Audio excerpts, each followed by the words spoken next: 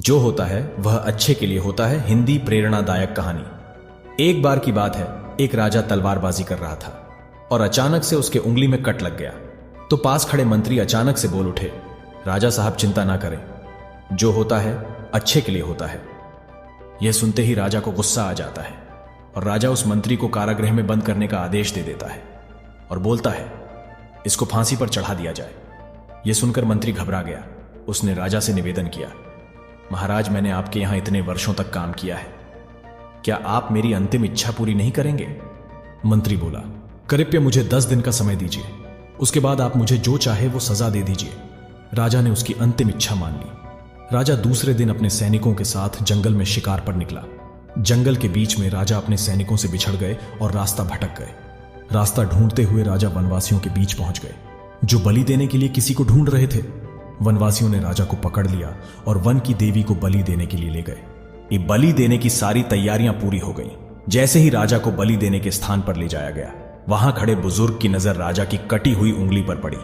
उसने आवाज लगाई कि यह तो खंडित है, इसकी बलि नहीं दी जा सकती। तो वनवासियों ने राजा को छोड़ दिया। राजा जैसे तैसे वहां से निकला और अपने राज्य पहुंचा। सबसे पहले कारागृह में अपने मंत्री से मिलने पहुंचा। राजा ने मंत्री से कहा, आपने सही कहा था, अगर मेरी उंगली नहीं कटी होती तो मैं जिंदा नहीं होता। यानी जो होता है वो अच्छे के लिए होता है। राजा ने फिर पूछा, मेरा तो फायदा हुआ, लेकिन आपका कैसे फायदा हुआ? मैंने तो आपको सजा दी। मंत्री बोला, मैं आपके साथ शिकार पर हमेशा रहता हूं, उस दिन भी रहता, और मेरे खंडित नहीं होने के कारण मेरी बलि चढ़ जाती, इसलिए मेरे साथ भी जो हुआ अच्छा हुआ। राजा प्रसन्न हुआ, लेकिन छोटी सी बात पर मंत्री को सजा देने का दुख भी हुआ। इसलिए राजा ने मंत्री को कारागृह से निकलकर फिर से अपने साथ रख लिया। शिक्षा।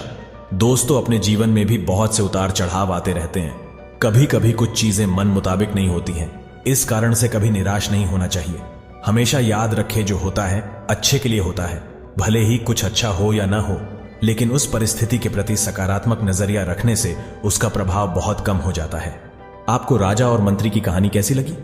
हमें कमेंट में जरूर बताएं और वीडियो को लाइक शेयर करना ना भूलें। अगर आप हमारे चैनल पर नए हैं तो चैनल को सब्सक्राइब जरूर करें।